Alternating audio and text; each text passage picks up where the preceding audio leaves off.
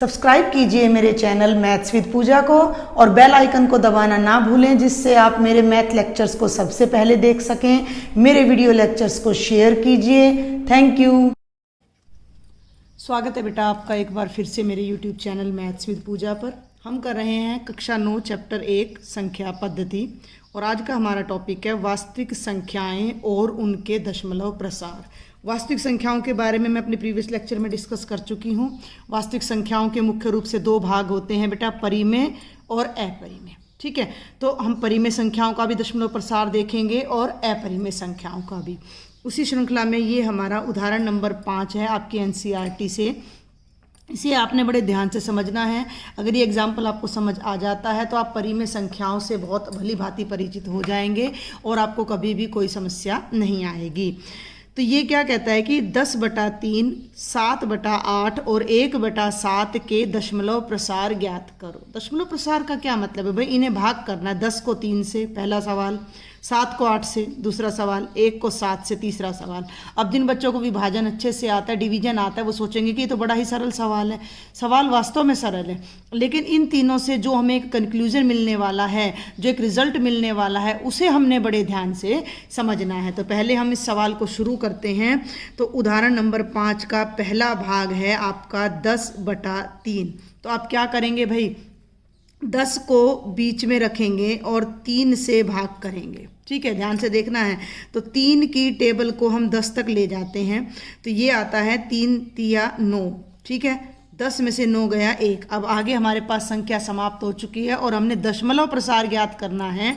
तो हमने यहाँ दशमलव लगानी है और दशमलव के बाद हम कुछ 2-4 जीरोज लगा लेते हैं। तो जैसे ही यहाँ दशमलव लगाया तो यहाँ भी दशमलव आ गया और 1 के बाद ये वाली जीरो हमने नीचे उतार ली। तो फिर से 10 बन गया। तो 3 तिया 9, फिर 10 में से 9 गया 1, हमने फिर जीरो कैरी कर लिया। तो फिर 3 3 जा 9, फिर 10 में से 9 गया 1, फिर यहाँ कितना उतारा हमने? 0। 3 3 जा 9। क्या इसके अलावा हमारे पास कोई और उत्तर आने की संभावना आपको लग रही है? हर बार आप देखिए एक ही रिमाइंडर आ रहा है और उस एक रिमाइंडर के साथ जैसे ही हम जीरो लगा रहे हैं तो 3 तिया 9 फिर एक रिमाइंडर आ रहा है। यानी कि ये प्रोसेस कभी भी, जहाँ तक भी जितनी भी जीरोज मैं ले सकती हूँ, अनंत तक भी ये प्रक्रिया ऐसे ही चलती रहेगी। तो ये 3 3 3 3 3 ऐसे आता चला जाएगा। यानी कि ये दशमलव प्रसार कभी भी समाप्त नहीं होना है और इसमें बार बार 3 3 3 3 को आते चले जाना है। तो हम यहाँ लिख देंगे कि 10/3 बराबर है 3.333 डैश डैश डैश, और ये हमारा 10/3 यानी 10/3 का दशमलव प्रसार आ गया। बहुत आसान है। अब हम इसका सेकंड पार्ट देखते हैं भाई। सेकंड पार्ट इसका क्या है? 7/8। तो हमेशा अंश को बीच में रखा जाता है, ऊपर वाले को और हर से डिवाइड किया जाता है। तो 7 को बीच में रखना है और 8 से आपने डिवाइड करना है। अब 8 से छोटा है 7, तो 8 की टेबल तो 7 से शुरू नहीं, 8 एकम 8 से शुरू होती तो 7 तो आएगा नहीं। तो ना जाने कि हम क्या लगा देते हैं? 0। अब इसके बाद क्या समाधान है कि दशमलव लगाकर 0 0 जीरोज लगा लीजिए। तो अब ये 7 और 0 मिलकर कितना बन गया? 70। यहाँ दशमलव और 8 की टेबल को 70 तक ले जाइए। तो 8 8 64 या 8 8 जा 64। अब 10 में से 4 माइनस करेंगे तो 6 आएगा और ऊपर से फिर ये 0 डाल दिया। तो 8 7 जा 56। फिर से 10 में से 6 गया 4, यहाँ 5 में से 5 गया 0 और मैंने फिर ऊपर से 0 उतारा तो 40 आया और 8 की टेबल में 40 तो आता है। ये कहाँ आता है?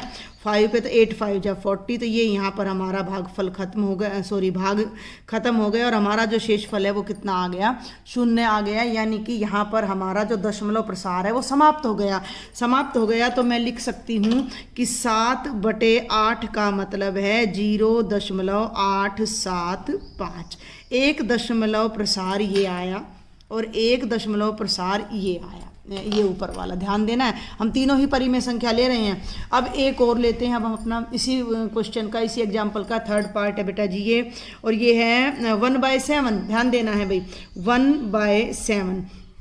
तो मैं यहाँ 1 को बीच में रखती हूँ और बेटा जी 7 से डिवाइड करती हूँ। 7 की टेबल में 1 नहीं आएगा तो ना जाने की 0 और 4-5 जीरोज आप लगा लीजिए। तो 1 तो जा नहीं रहा 7 की टेबल में, तो ये हो गया 10 तो डेसिमल यहाँ लगा लीजिए, 7 की टेबल को 10 तक ले जाइए तो 7 1 जा 7, 10 में से 7 गए 3, ऊपर से उतारा 0, 7 चौक 28, 7 4 जा 28, 10 में से 8 गए 2, 2 में से 2 गए 0, फिर हमने 0 उतारा। बहुत ही आसान है, भाग करना बिल्कुल मुश्किल नहीं है। 7 दूनी 14, 10 में से 4 गए 6, 1 में से 1 गए यहाँ 0, तो यहाँ हमने फिर से एक और 0 उतारा तो 7 2 8 56, 7 8 जा 56, 10 में से 6 गए 4, मैंने फिर एक और 0 उतारा तो 7 5 जा 35। आप आराम से देख पा रहे हैं ये भाग, 10 में से 5 गए 5, और मैंने फिर एक और 0 उतारा। अगर 0 कम पड़ती हम और लगाते चले जाएंगे। 7 7 49, और 10 में से 9 गया 1। थोड़ा सा अब मैं यहाँ रुक गई हूँ। मैं क्यों रुक गई हूँ, आप एक बार ध्यान दें। हमने 1 को 7 से भाग करना शुरू किया और चलते चलते चलते हमारा जो रिमाइंडर है वो 1 आ गया। अब मैं फिर ऊपर से एक 0 उतारने वाली हूँ, समझ रहे हो ना। मान लो ये 0 है, मैं इसको फिर यहाँ उतारूंगी तो ये 10 बनेगा, 10 बनेगा तो इसी तरह 7 एकम 7, यानी यही भागफल फिर शुरू हो जाएगा, यही भागफल फिर शुरू हो जाएगा, यानी 142857। भाई देखो ना, यहाँ से आपने भाग शुरू की 10 से और फिर आप 10 पर पहुँच गए, तो यही प्रक्रिया इतनी ही भाग फिर होनी है आपकी दोबारा, फिर आपकी दोबारा होनी, फिर होनी है, फिर होनी है, तो ये प्रक्रिया चलती रहेगी। तो यही संख्या बार बार आपकी आती रहेगी। तो ये तीसरी प्रकार की भाग आई, जिसका आंसर मैं लिख दूं कि 1/7 का मतलब है 1 4 2 8 5 7 और डैश डैश डैश। अभी यहाँ मैं एक बार फिर लिखती हूँ, बल्कि 1 4 2 8 5 7, और अब मैं डैश लगाती हूँ। ठीक है, अब इन सवाल हो गया हमारा, एग्जाम्पल हमारा हो गया। एग्जाम्पल में कोई दिक्कत नहीं, सिंपल हमने डिवीजन करना था। लेकिन अब इन तीनों डिवीजन का हम एनालिसिस करते हैं कि हमें क्या देखने को मिल रहा है। तो जो पहला आंसर था 10/3, इसका उत्तर था 3.3333 डैश। अब मैं आपको बता दूं कि ये जो 3 बार आ रहा है, तो ये बारंबारता कहलाती है। और इस 3 को बार बार लिखने के स्थान पर हम ऐसे लिख देंगे 3.3, और 3 के ऊपर लगा दिया एक डंडा, यहाँ पर बार लगा दिया। इसको बारंबारता का चिन्ह बोलते हैं, और इसका मतलब है कि यही संख्या जिसके ऊपर ये बारंबारता का चिन्ह है, यही संख्या बार बार अनंत तक चलती रहेगी। और इस भागफल में जो है आंसर जो है, शेषफल जो है वो 0 नहीं आ रहा है। ये बात आपने ध्यान रखनी है कि शेषफल 0 के बराबर नहीं है, शेषफल 0 के बराबर नहीं है। ये तो है पहली भाग अपनी। दूसरी भाग आप देखिए कि दूसरी भाग क्या है, 7/8। जब हमने भाग किया तो हमारा भागफल आया 0.875, और हमारा जो शेषफल आया बेटा जी वो कितना आया, 0 आया, और आगे भाग करने की कोई संभावना नहीं बची। और तीसरा भागफल ये आ रहा है हमारा, जिसे मैं लिखूंगी 1/7। ध्यान देना, 0.142857 14285 डैश डैश डैश। तो इसे भी मैं कैसे लिख सकती हूँ, देखो ये आपने यहाँ से ध्यान से समझना है। अभी 10 से शुरू किया, 10 पे आ गए, यानी ये कितने स्टेप है, 6। ये 6 स्टेप फिर रिपीट होने वाले हैं हमारे, तो हमारा आंसर फिर दोबारा से 142,857 ही आना है। ठीक है, तो 142,857 ही हमारा उत्तर बार बार आएगा। तो ये उत्तर बार बार आवर्ती आ रही है, बारंबारता आ रही है, बार बार रिपीट हो रहा है। मैं हर भाषा में हर तरीके से आपको बताने की कोशिश कर रही हूँ कि ये आंसर हमारा रिपीट हो रहा है, आवर्ती हो रही है। आवर्ती माने दोहराई हो रही है, बारंबारता हो रही है। तो 0.142857 की यहाँ हम लगा देंगे बारंबारता, और इस स्थिति में भी हमारा शेषफल 0 के बराबर नहीं है। ये 3 भाग हमने यहाँ सीखी हैं, सीख ली भाई। इन तीनों से हमें क्या कंक्लूजन मिल रहा है कि जब भी हम किसी भी परिमेय संख्या को दशमलव के रूप में बदलते हैं तो या तो हमारा शेषफल बिल्कुल 0 आएगा या कभी भी 0 नहीं आएगा।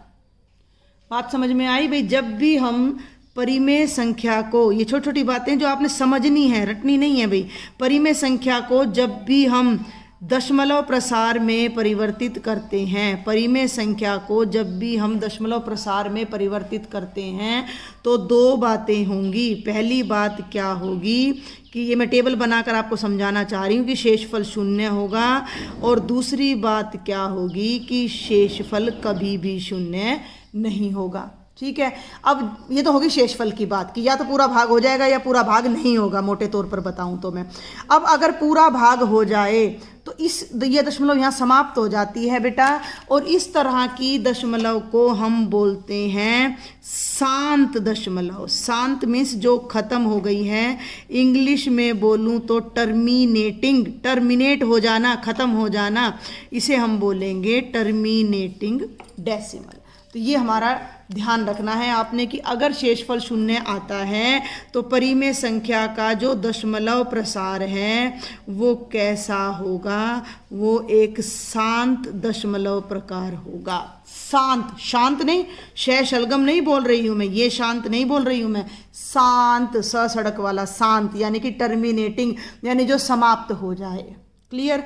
अदरवाइज क्या हो रहा है कि जो हमारा दशमलव प्रसार है वो समाप्त नहीं हो रहा, पर उसकी एक खासियत है, उसकी एक खासियत है जो आपने ध्यान देना है कि जो भागफल है उस भागफल में ना तो दशमलव समाप्त हो रही है और एक संख्या या एक से ज़्यादा संख्याएं बार बार रिपीट हो रही हैं।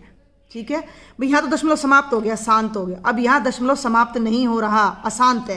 भाई दो बातें, दशमलव अगर समाप्त हो जाए, देखो यहाँ पर मैं थोड़ा सा और आपको बता दूं कि दशमलव हमारा दो प्रकार का होता है। दशमलव प्रकार, या तो दशमलव प्रकार समाप्त हो जाता है उसे हम बोलते हैं शांत, और अगर हमारा दशमलव प्रकार समाप्त ना हो तो उसे बोलते हैं हम अशांत। क्लियर। अब अशांत भी दो तरह का होता है कि एक तो होता है आवर्ती और एक होता है अनावर्ती। ये अनावर्ती वाली बात मैं आगे जाकर बताऊंगी जहां हमारी परिमेय संख्याएं आएंगी, और एक होता है हमारा अनावर्ती। तो आपकी ये दोनों ही प्रकार की दशमलव आवर्ती हैं। भाई आवर्ती का मतलब समझ लेना, आवर्ती का मतलब है दोहराई, एक ही चीज़ बार बार आना। बार बार आने का मतलब बारंबारता, रिपीटिशन, या मैं कहूँ तो आवर्ती, दोहराई, बारंबारता, और इसको हम क्या कह सकते हैं, रिपीटिशन भी कह सकते हैं, यानी कि वही चीज़ बार बार रिपीट हो रही है। ये सब एक ही शब्द हैं। तो यहाँ रिपीट क्या हो रहा है, दशमलव के बाद यहाँ तो 3 रिपीट हो रहा है, तो 3 की बारंबारता हो गई, और यहाँ 142, 857 रिपीट हो रहा है, तो 142857 की रिपीटिशन हो गई।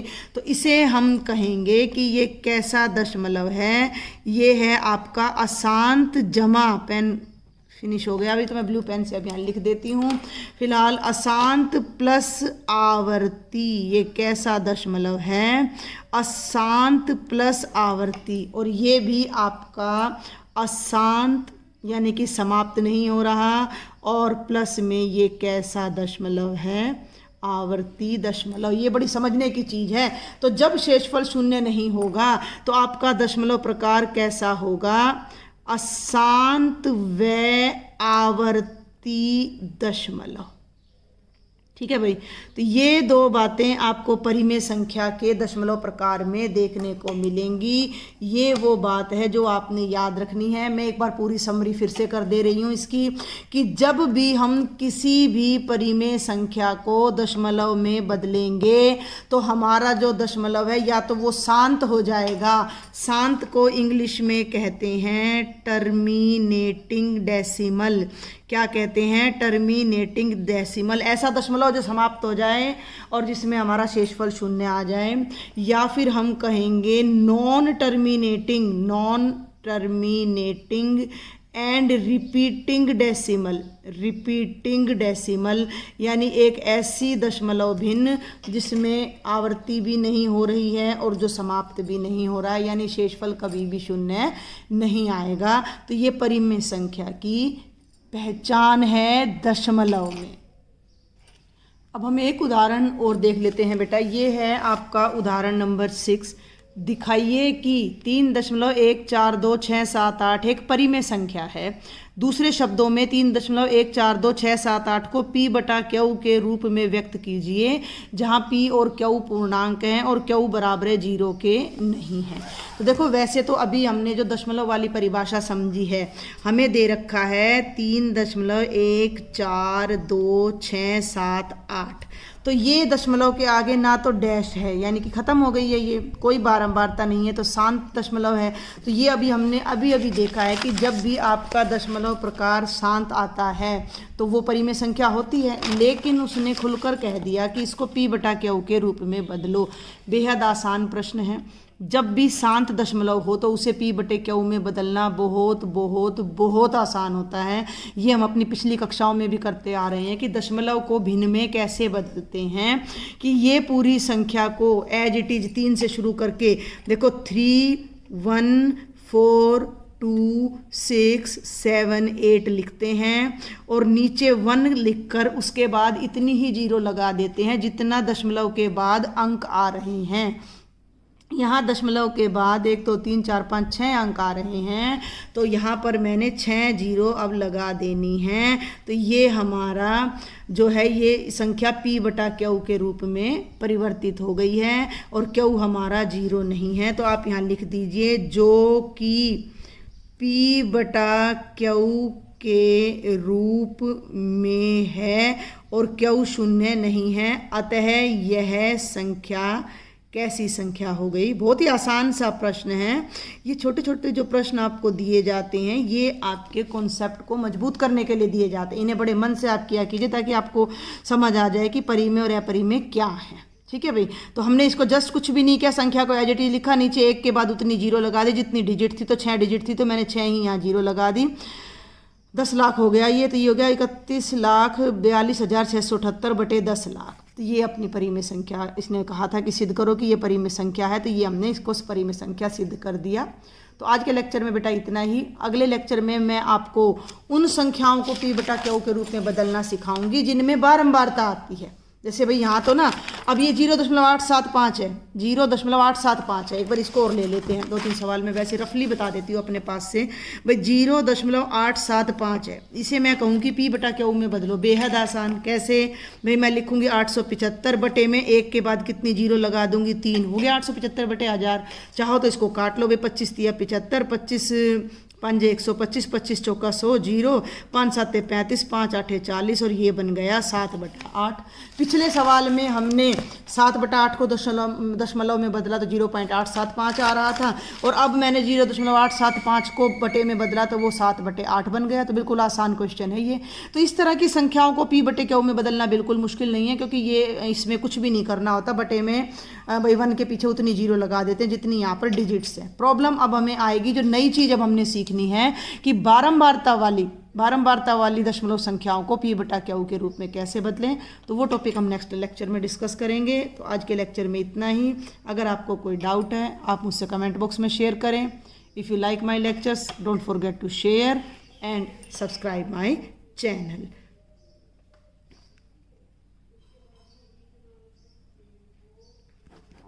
Thank you.